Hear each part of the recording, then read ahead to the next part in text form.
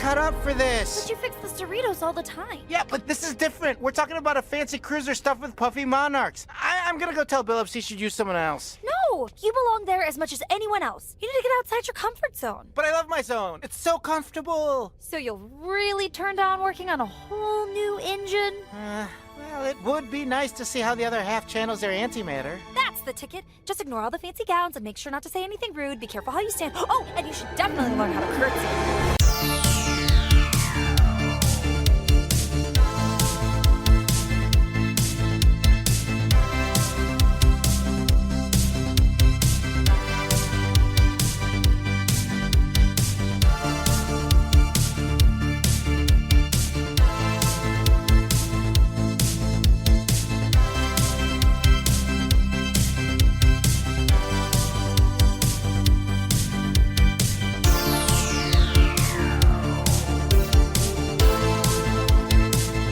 Welcome, everybody, to Deep Space Pride, a gay Star Trek podcast. My name is Mike. I am one of your hosts, and with me is Johnson. Hey, Johnson. Hey, Mike. How's it going? Good. Happy Wednesday. Happy Wednesday. We are halfway through the week, thankfully. And here we are. There. What a week. Getting there. It has been a very interesting week, yeah. Yeah. Lots going on. You have a lot going on in your life. I do. Yeah, we do. And now so don't you. Well, potentially, right? So Yes, which we can discuss more in length at our later segment. But yeah. I mean, I don't know if I have as much going on as you guys do. It's like, I think it's for me, it's more along the lines of it's kind of my baseline, which is just busy, but adding on some additional things to it, but nothing crazy. Yeah. No, things are But wait busy, until we have 2 episodes of Star Trek a week to watch. Then I'll have a lot going on. That is true. Yeah. We'll I'm excited. Yeah, well, first of all, fall is here. Yes. I love fall. I went outside today. I was like, so crisp. I could use a light jacket. Well, I ran this morning, and this is perfect running weather then. Yeah, it's not bad. Yeah, it really isn't bad. It's slightly on the cool side, but I prefer to run in the mid 60s, and I think it was kind of like the low 60s, high 50s. So but yeah, no, it's fall is here for real now. And yesterday was the 34th anniversary of Next Generation. 34th anniversary. Okay. Yeah, well, the premiere Star Trek: The Next Generation premiered 34 years ago yesterday. Okay. September 28th, 1987. Okay. Cool. Yeah, so that happened. And and we're 34 years later, and we've got more Picard coming. We've got a lot of Star Trek coming. I know. We have so much Star Trek coming. I said this before, I'll say it again. What a time to be alive as a Star Trek fan. Yeah, it is. There's a lot. There's a lot. And yeah, and the book series, I've started reading Coda Book 1 from... Oh yeah, how is it so far? Dayton Ward. It's gotten some press. Yeah, it's getting a lot of press, actually. Yeah. It's good. It's there's some Wesley is in this, and so that's been kind of interesting. So yeah, I'm getting into that, and it's I haven't followed the book series extensively. We read I know. Destiny. That's why I was kind of curious about reading it, but honestly, I think the only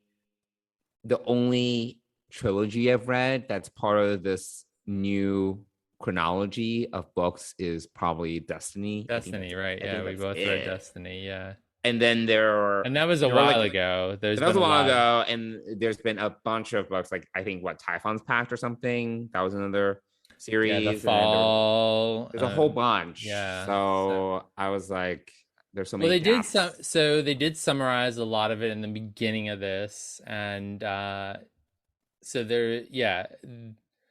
What I really like about Dayton's writing is that he fills in the gaps for you, so you don't necessarily feel lost. Mm. So that's good. Because it would be And asking for a lot. You I know mean, what I there's a mean? lot of strings. So there's the temporal investigations team, Mm-hmm.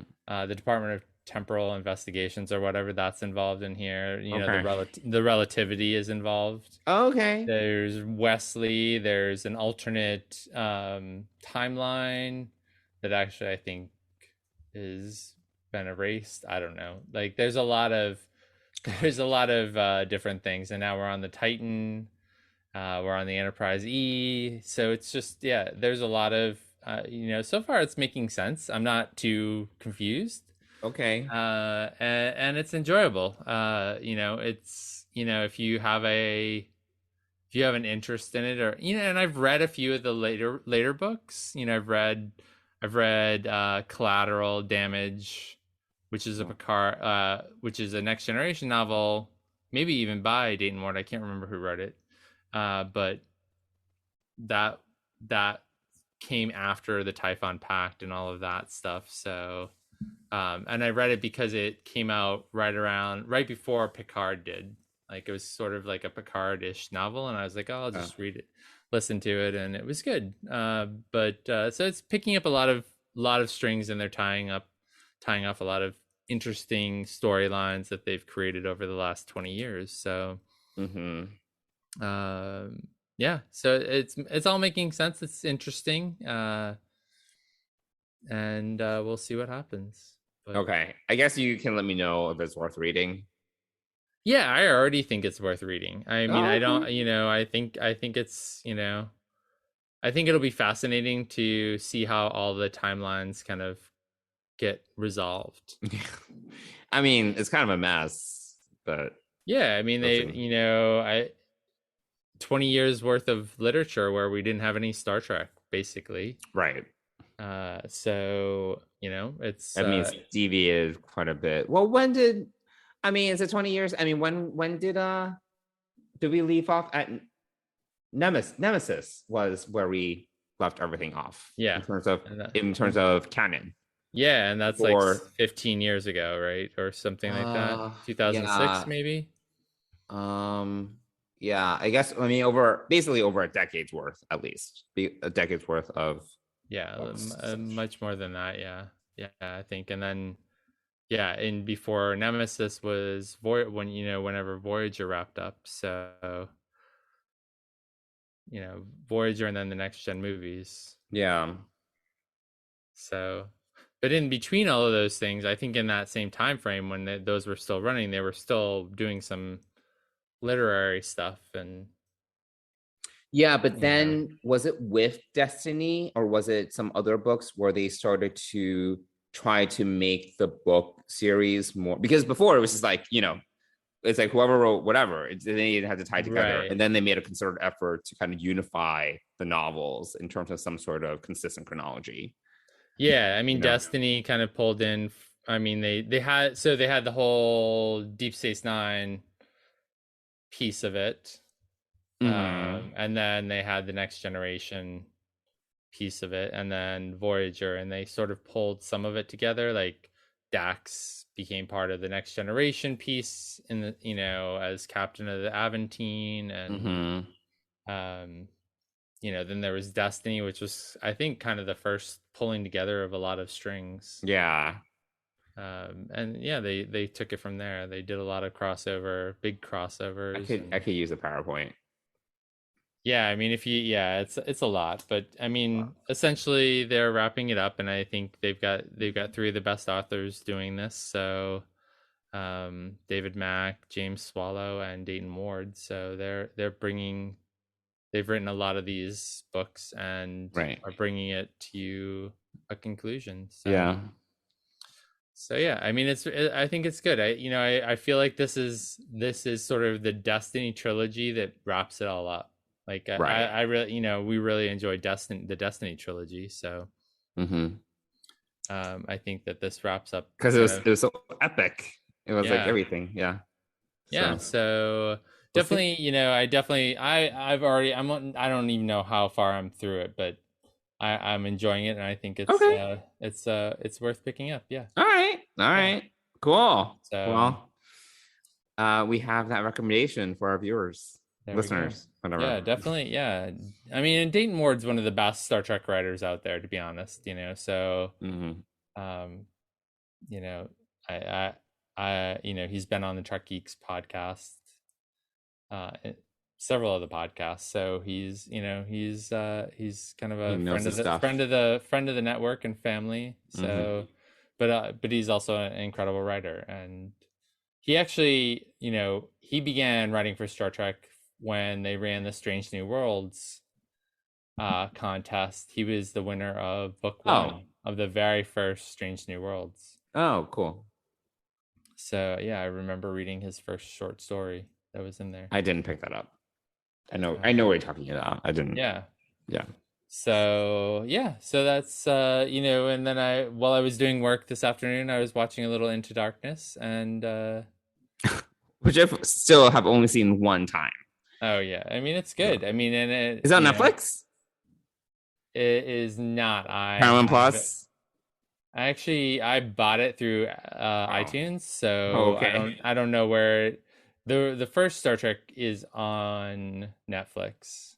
Star Trek 2009 is on Netflix. Okay.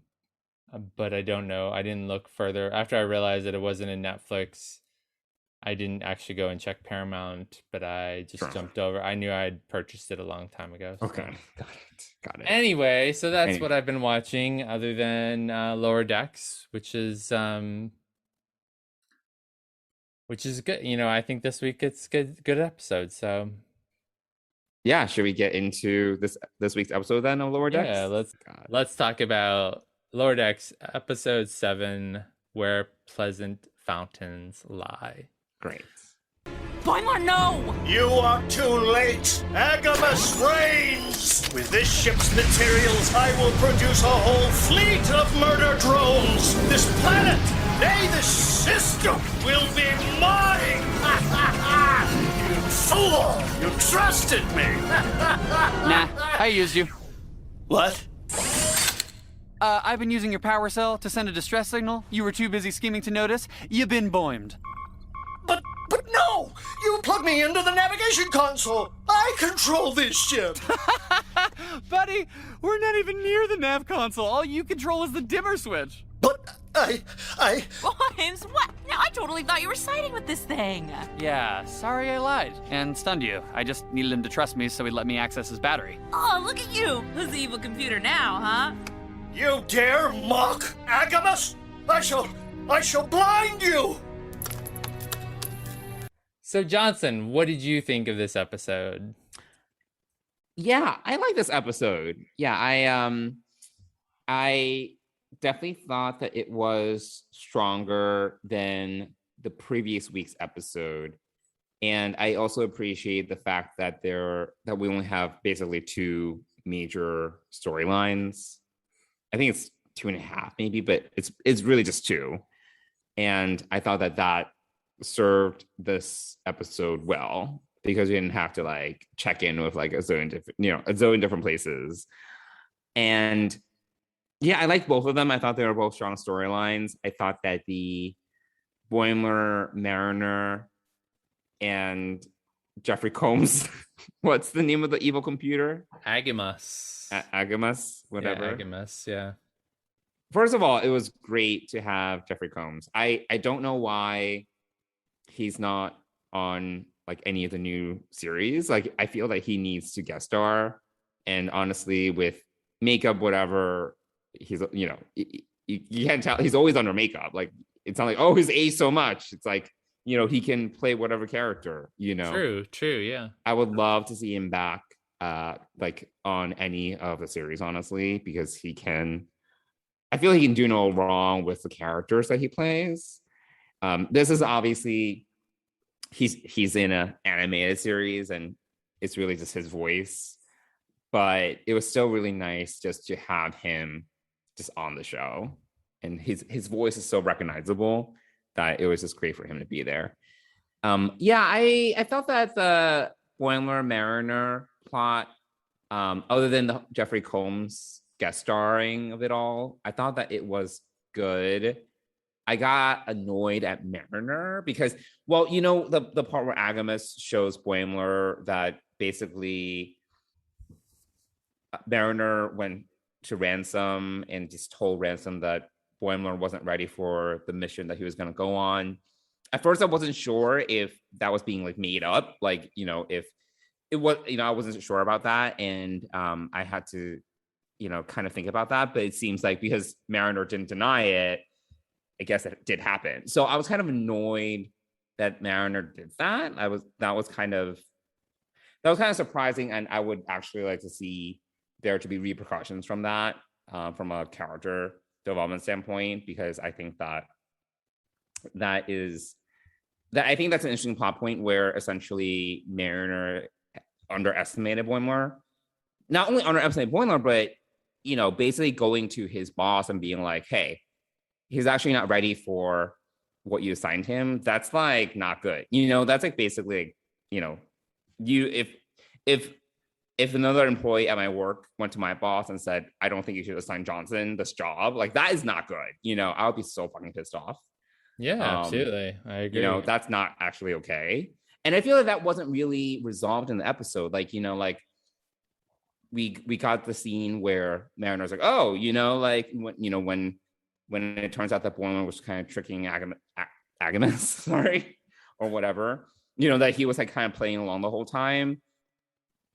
Mariner recognizes that Boimler actually did a great job, but I don't really feel that we fully resolved the fact that Mariner went behind his back, you know. So I feel I kind of hope that there's more to that. What I don't need more of is more like back and forth about Boimler being on the Titan. I feel that we kind of keep on going back to the same well in this season, I think.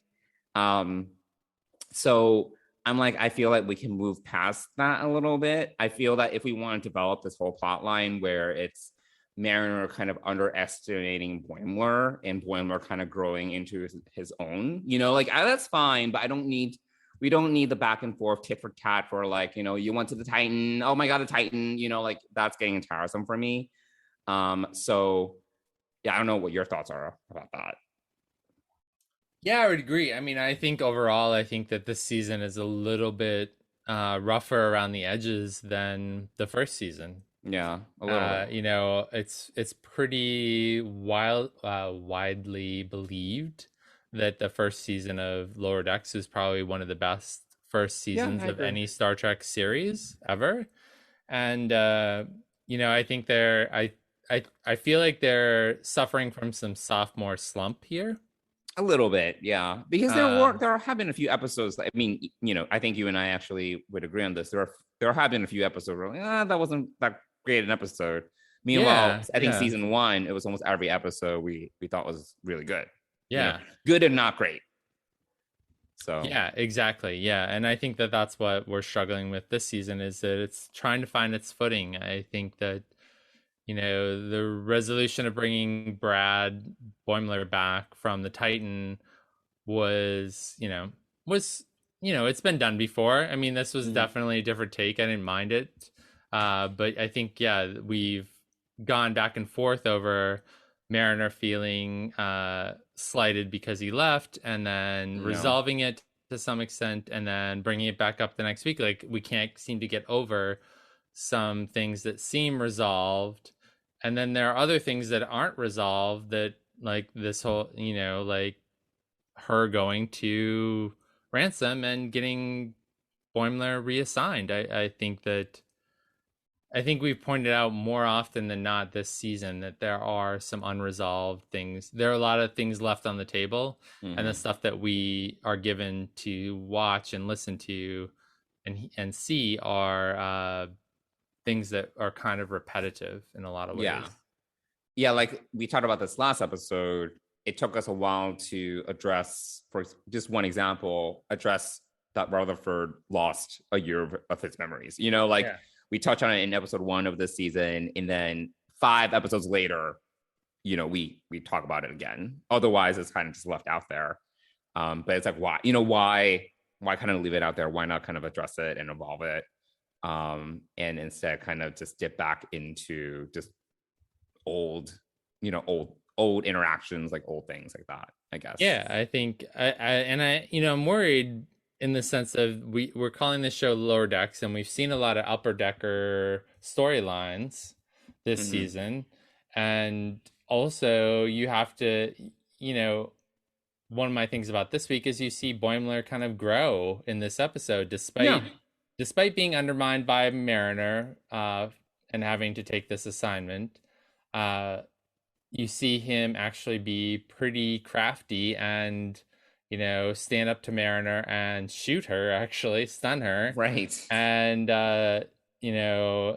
trick Agamus into giving the power to send a message for rescue, which is brilliant. And you've also seen him grow when he did the red shirt, joined the red shirts, and then all the red shirts thought all they had to do is like give great speeches and inspire people, and Boimler was a person who took action and saved the day. So I think that what we're going to run up against is, at some point Brad is going to get promoted to lieutenant junior grade. He's gonna have to. I mean, he's showing all the signs of being and of being an above average Starfleet officer. And so what do you do at that point? And the joke is, I guess the joke, and I put air quotes around the joke, has been like, why is Mariner consistently doing some amazing things, but then also doing stupid things that keep her as an ensign? Like,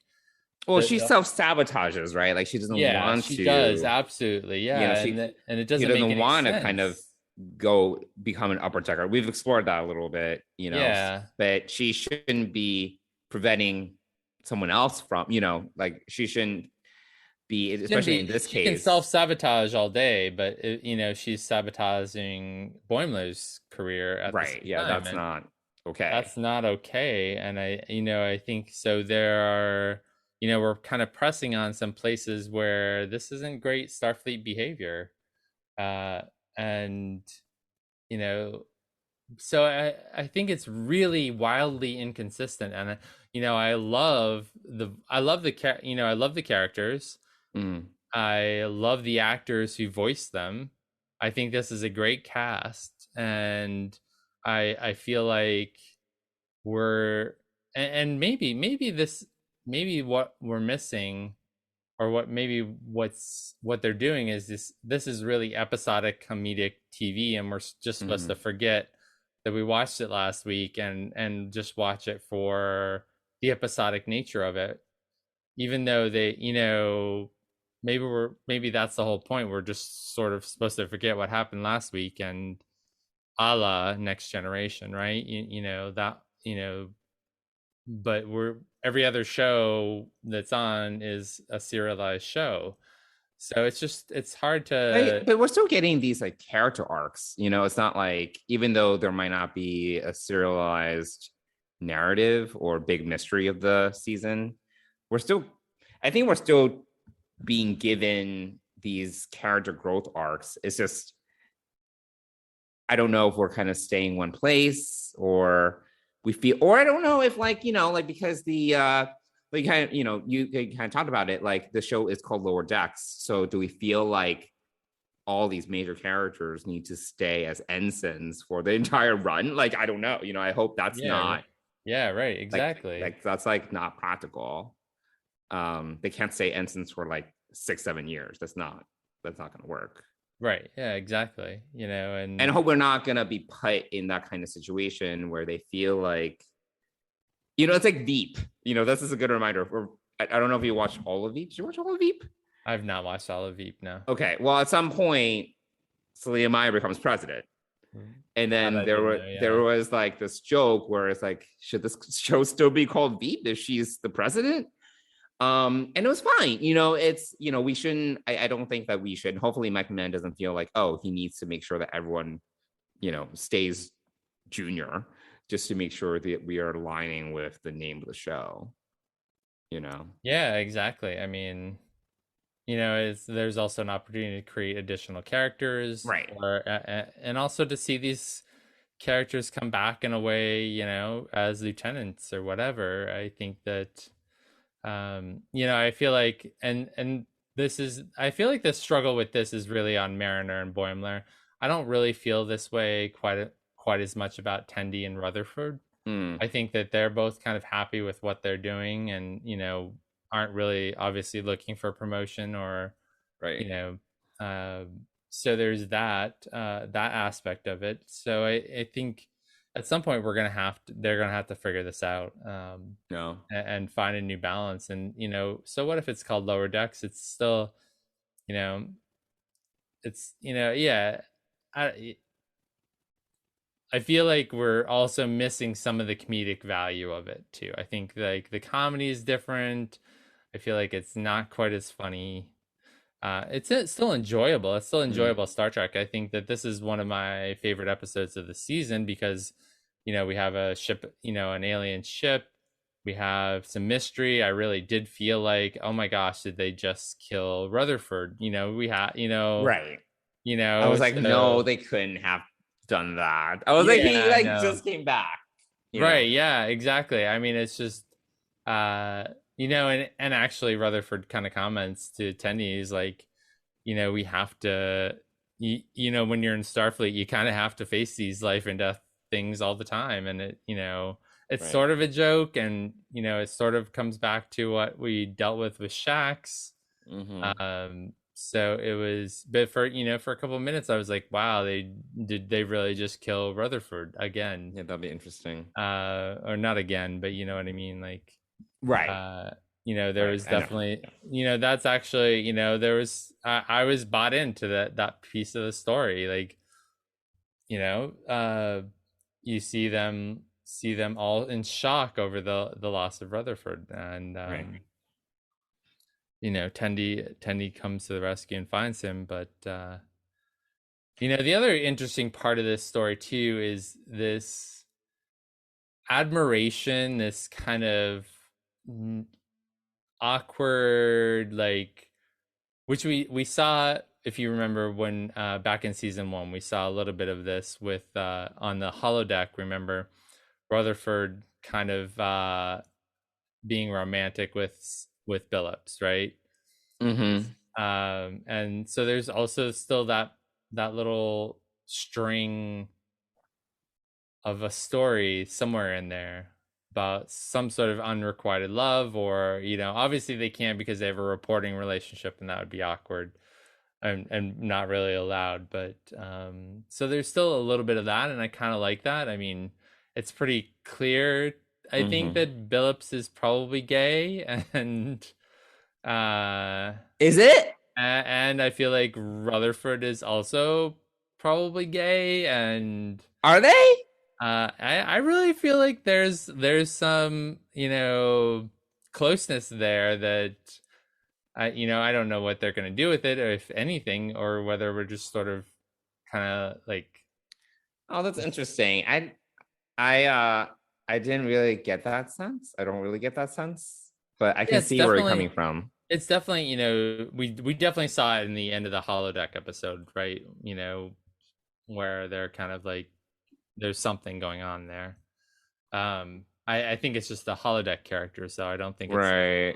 I need to go back to that. I kind of know what you're talking about, but I need to go back to kind of like just to rewatch that. But I think that's something like a theme there too, and also this is the first Billups story we've had all season. Yeah, no, that was interesting. I'm kind of glad we got a little bit that story was a little bit funnier because we had some like cute lines. Yeah, like especially from Rutherford, like when Tendi was like telling him that he needs to get out of his comfort zone, and he was like, "I love my zone; it's so comfortable." That was just really cute. Yeah, that was.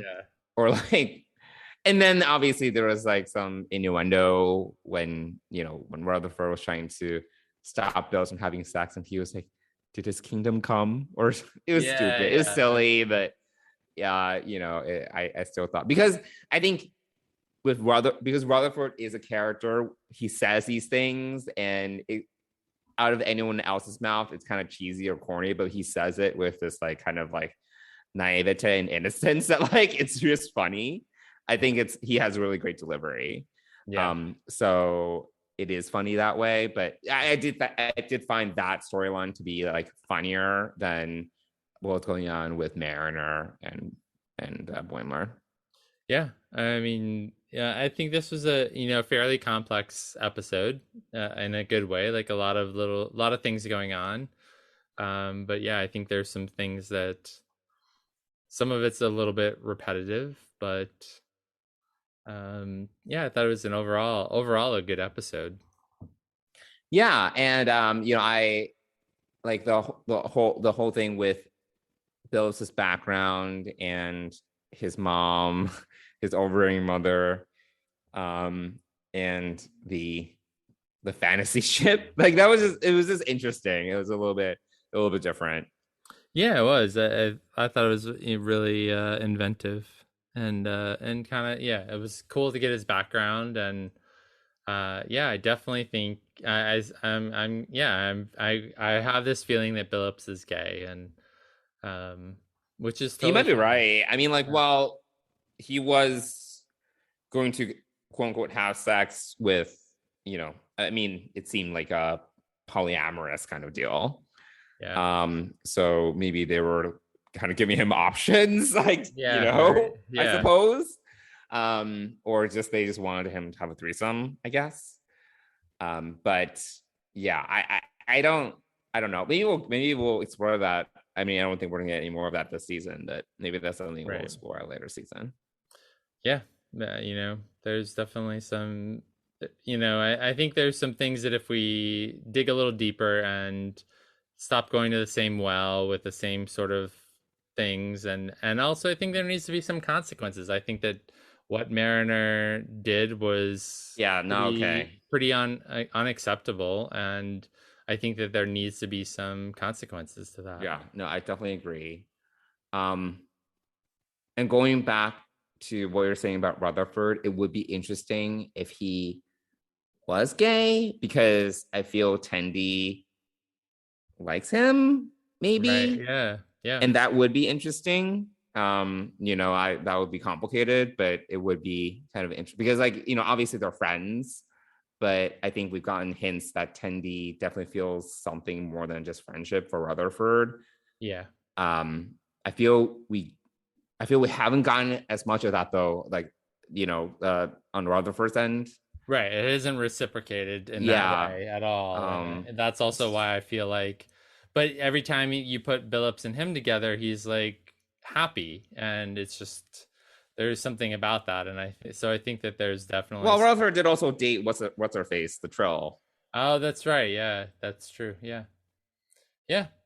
So maybe I could be completely wrong, which is totally fine. But I think. But I do think if anything, it's probably.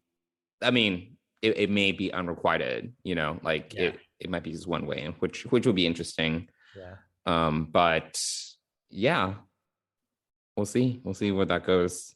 But they're definitely like dragging it out. It's taking its time. Yeah, absolutely. Yeah. And so we got 3 episodes left, and we've got a Borg storyline somewhere in there. Well, that's next week. It looks like it's like a training sim. Oh, right. So we'll have to see if that's actually the case and I don't know. So I don't know if I brought this up before or not.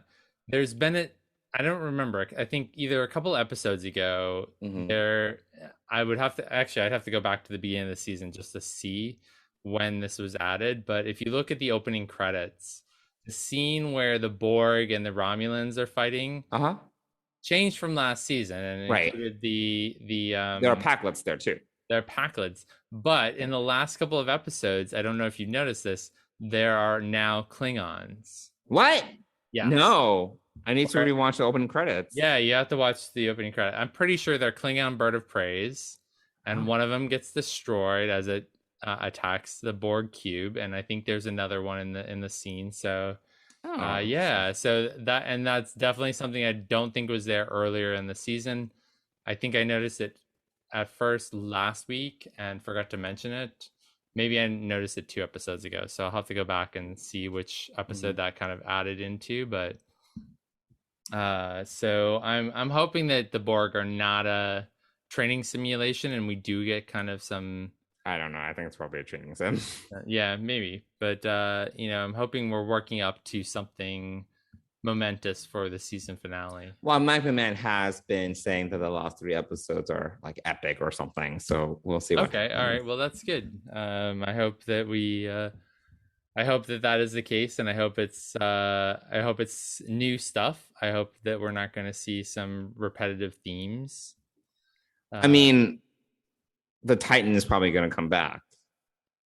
I mean, possibly. I wouldn't be surprised. I wouldn't be surprised if we saw. Was it Will Boimler? Will Boimler, yeah. I could live without that. Really, I hope that this really does kind of come down to something with the Cerritos, and but we'll see. We'll see what happens. Yeah. I mean, it's clear that the Titan is in the sector, so the same sector as the Cerritos. So that's sort of been a common thing. So. But yeah, so I'm anxious, but I'm glad that this was a good episode. Yeah, there are some definitely unresolved things, issues in this episode that we need to figure out, and I hope that they'll deal with. But we'll see. Yeah. Cool. Anything else when it comes to what's the name of the episode? I think that's where pleasant fountains lie. Oh, there is the one big thing. Are you a black licorice fan or no? Oh God, I hate licorice. Okay, so I'm not. Same. Black licorice is evil and from the devil, as far. Yeah, I'm not a fan. So that was another trope in there. But anyway, yeah. So that wraps up this episode of Lower Decks, and now how about we take a quick visit down to see Deanna and. Do a little bit of dishing with Deanna. Yeah, sounds good.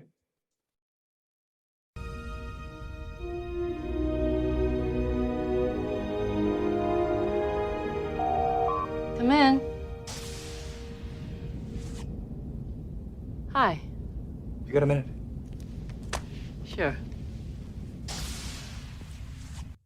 Cool. So Mike, what's been? Oh, are you asking me first? Oh yeah, no, it's your. Yeah, I often leave these off, so I'm gonna ask you to. Okay. What's going on in your neck of the woods? What there's a lot going on. Yeah, I may have gotten a head injury this week. Yes.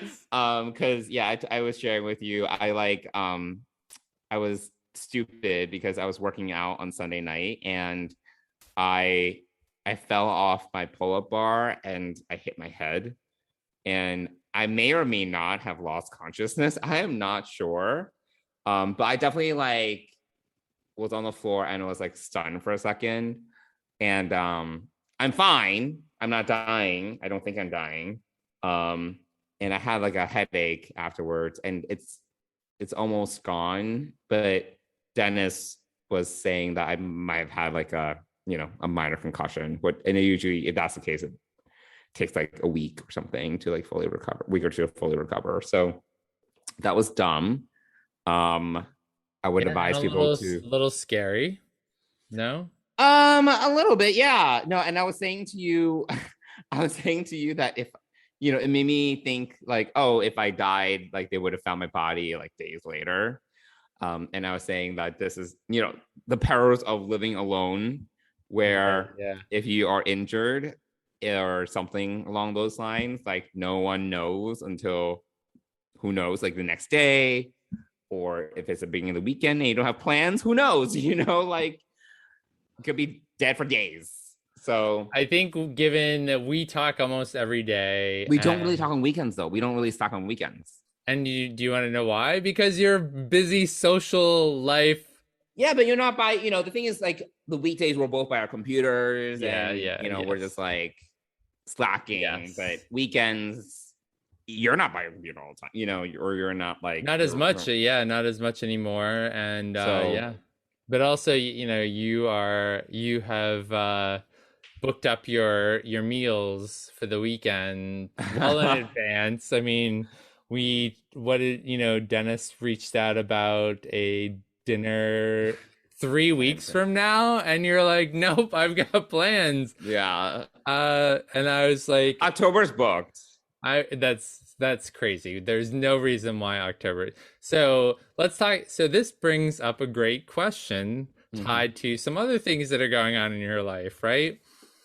So, true or not true, you signed up for a matchmaking service? I did. So yeah, this was the head injury was definitely not a catalyst for this. I was already I've been thinking about doing this, and I promised a friend of mine that I would do it like by another friend, not different friend, friends that are in our group, but another friend. Yeah, another friend. He's been really pressing me about it, so I promised that I would basically do it.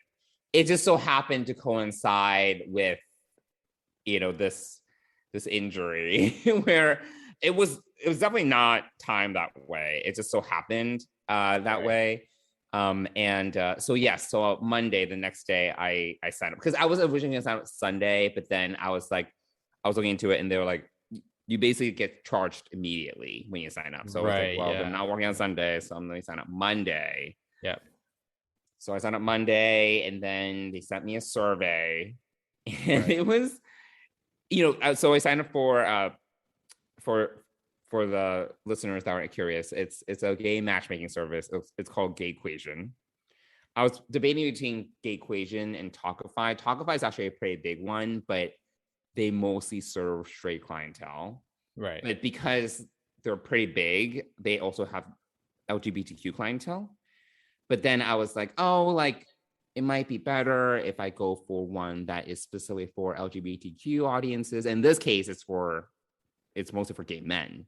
So I was like, okay, let me try this. And price point wise, it's similar. It's not cheap by any means. It's an investment. It's $200 a month.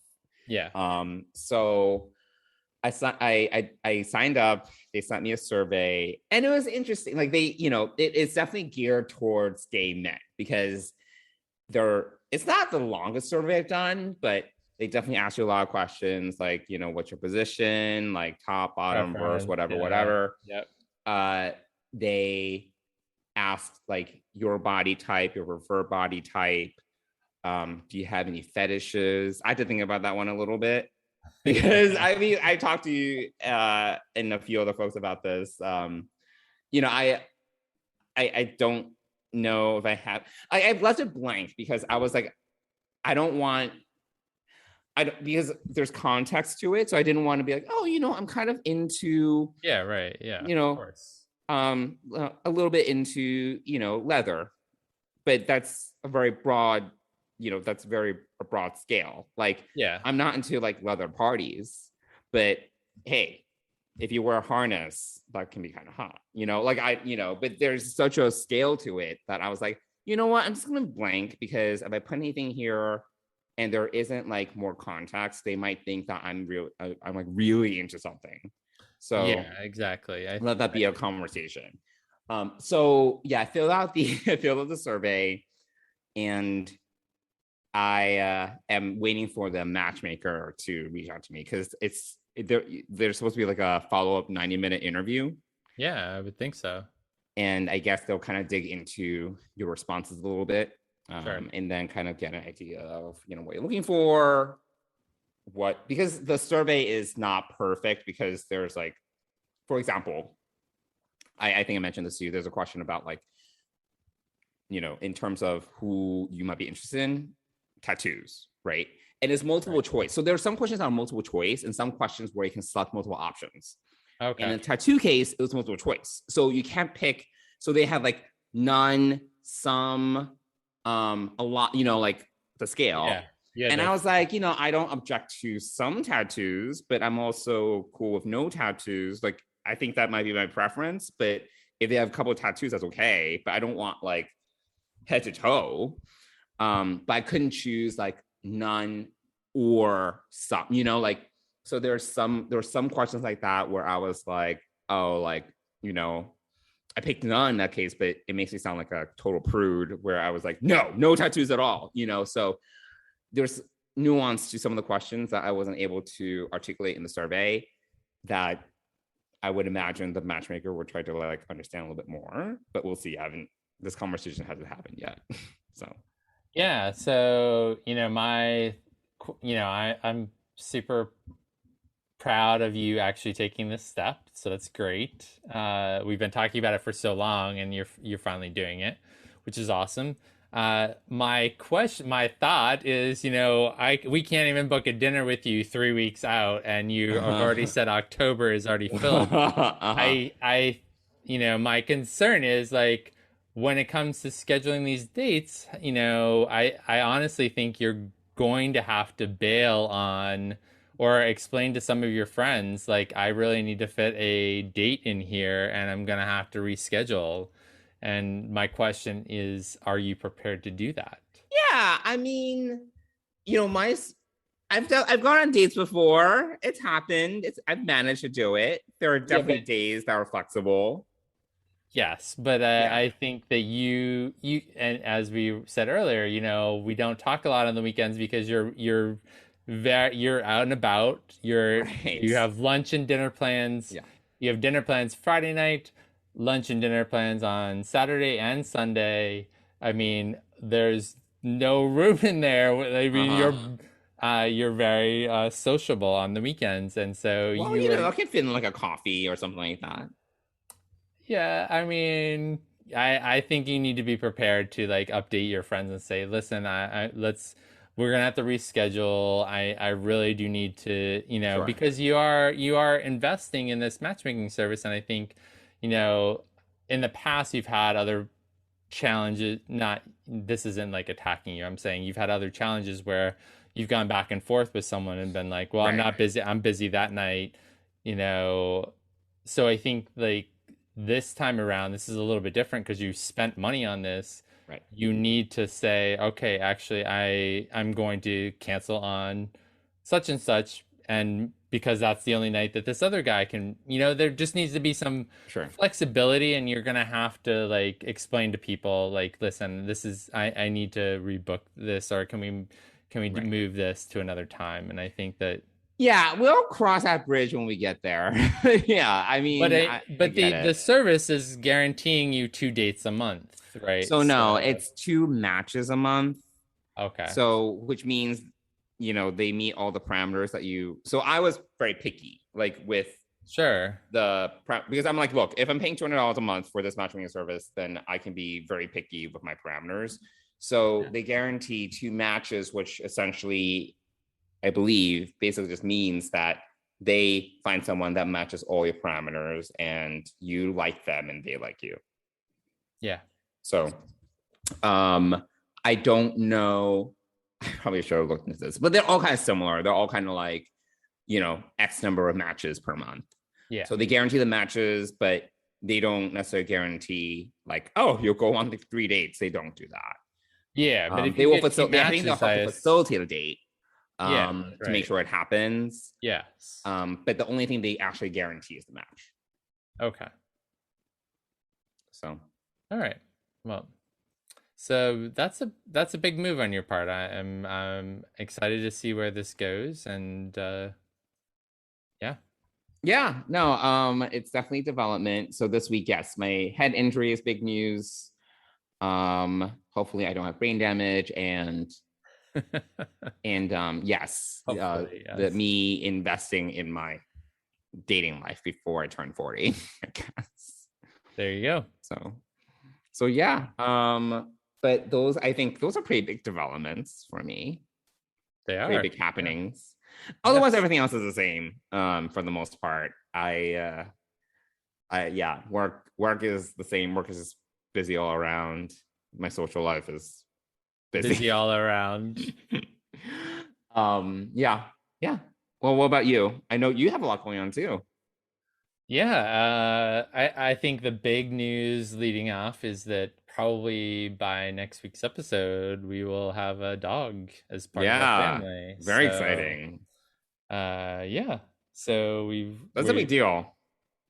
It is a big deal. Yeah. I mean, we dog sat a coworker's dog for a couple of nights, and Dennis really liked coming home, and he would go right over to Mercy and say hi to her and pick her up and, spend some time with her. And he, kind of rekindled this idea in him. And I've always imagined us having a dog at some point in our life. So the fact that the dog is coming before the adoption of a kid is totally fine, and maybe that's part of the process. I don't know. So yeah, so that's sort of big news. So I think we've talked about it. We're moving closer to it, and I think between tonight and tomorrow, we are actually going to we have to order stuff to get delivered. Because But you haven't put money on the dog yet, right? You haven't put money down. Right. So we need to put a deposit down on a dog that we both agree with, and make sure that there's some option that when we meet the dog, we could get the money back if it's just not the right fit or whatever, Right. Which I doubt that there will be that problem. Well, you never know. There needs to be a personality fit. Yeah, exactly. So yeah, so we have to do that. And then I think, picking up a dog is one thing, but having all the things that you need for the dog is another thing. So we need to do some ordering of stuff too if we're actually going to do this. So Right. because we are going away this weekend. Dennis is doing a medical conference, and I'm going with him and working remotely. So so we're going to pick up the dog on the way back. So Yeah, very but exciting. a couple of the dogs that we've looked at have been adopted, and so we actually need to decide if we're really going to do this and put a deposit down and make a commitment. Yeah. So that's the big thing. And then other than that, nothing new on the adoption front. And trying to think I know that's going so slowly. Yeah, I mean, it's so adoption for gay couples is a lot harder than it is for straight couples. Yeah, I'm sure. It's not even that easy for straight couples. No, because I've known some straight couples. Well, I think that I'm just saying that to say that how hard it is even for a gay couple, because I've known straight couples that even for them it can take a year or more to adopt. And there's a lot of restrictions in place. It's similar. There are a lot of restrictions in place. A lot of situations where things just don't work out for whatever reason. Yeah, absolutely. Yeah. So so let alone a gay couple. Right. So I think it's more complicated with a gay couple, and we're not looking for a baby. So right. We're not adopting internationally, so it's sort of finding the right fit for a kid who's in the system, essentially in the adoption system, in the foster care system, in that system. So there's, they have past traumas and complicated family situations that affect their behavior, and which is all understandable. So I think Dennis and I are really clear on what we can handle and what we can't handle. And and we're also really specific about the age. We want a younger kid on the younger side, so that we have an opportunity to change, work with them and change and give them a life that they'll remember versus the life that they're leaving. We want their memories with us to be more prominent than the memories of their previous life. Especially developmentally. So that's really important. So we also know that we're both going to be working, and so there's also that piece of it. So yeah, it's definitely a complicated process, and so we're approaching 10 months now doing this, and so there's a lot to do. There's still a ways to go, and we're not any further along than we were 10 months ago necessarily. So so there's that. I'm trying to think. I mean, those are the big things right now. The dog is sort of the new big thing, and Oh, and then, which I mentioned at the top of the show, we're both running a half marathon in 6 weeks. So, Right. there's training for that. And it's, running is feeling good now.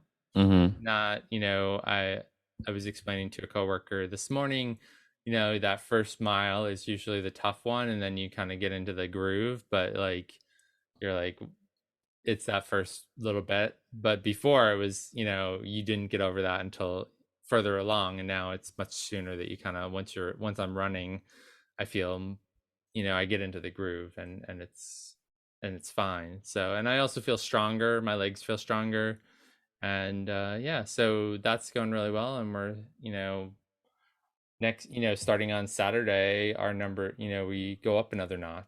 So so it's we're in midway through our 4th week of training, and we've got 5 weeks left and after this. And so That's exciting. So we've got that coming up. Goals. Yeah. And we're talking about signing up for some other races too, so I think that's I'm not, I my goal probably is I'm probably going to do a full marathon within the next year. Oh my God. So trying to plan Why would you do that to yourself? It's, it's a physical feat that I want to accomplish. Oh my God. So yeah. So yeah, that's primarily what's going on over here. Yeah, well, you have a lot going on. Yeah.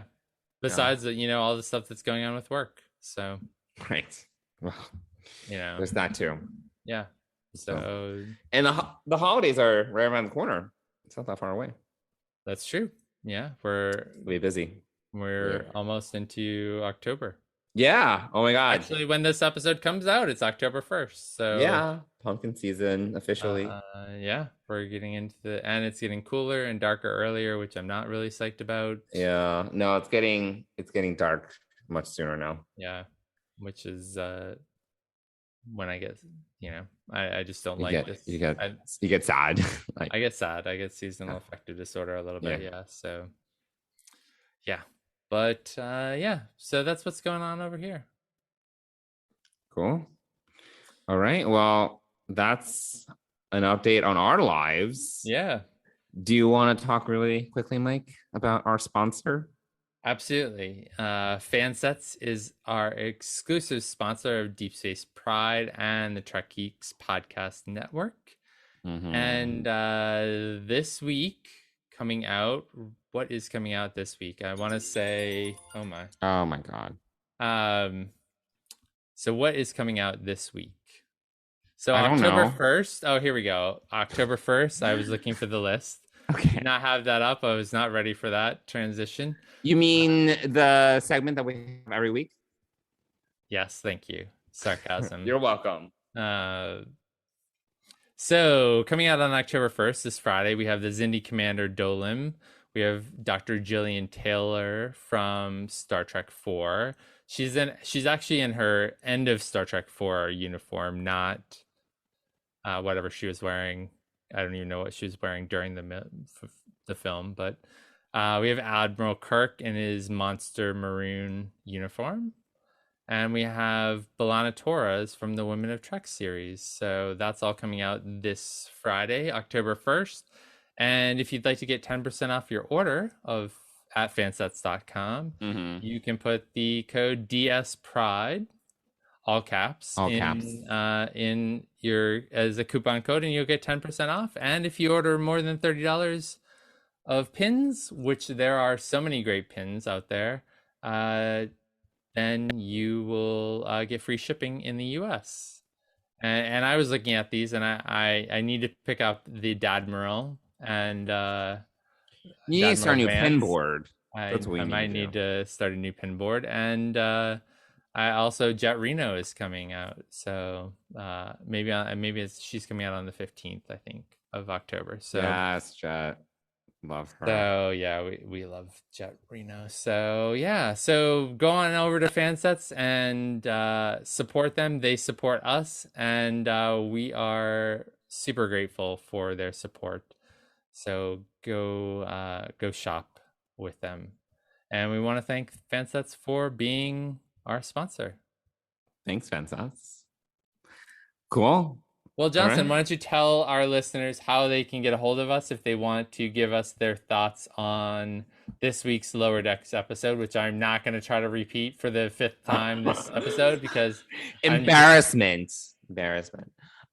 Yeah, if you want to reach us, you can reach us on email or social media. You can email us at deepspacepride@gmail.com, or you can DM us or comment on one of our posts on Twitter or Instagram, and our handles there are at Deep Space Pride. There we go. Well, another week in the can. We are less than a month away from Prodigy launching. Oh my god. Which I'm actually really excited about. So yes, I am very excited for Prodigy. I am moderately excited for Discovery Season 4. I'm very excited for Discovery Season 4. Live action Star Trek is great, and I'm looking forward to that. So cool. Yeah. All right. Well, I think that does it. Yeah, thanks everyone for listening, and we'll see you back here next week. Bye, everyone.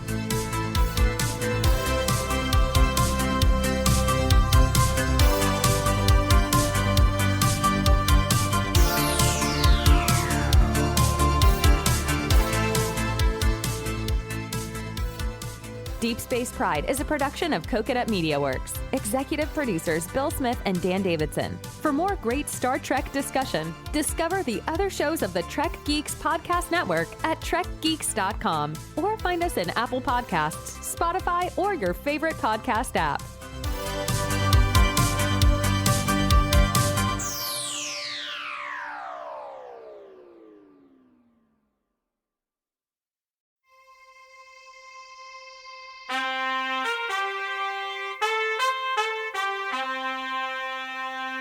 Coconut.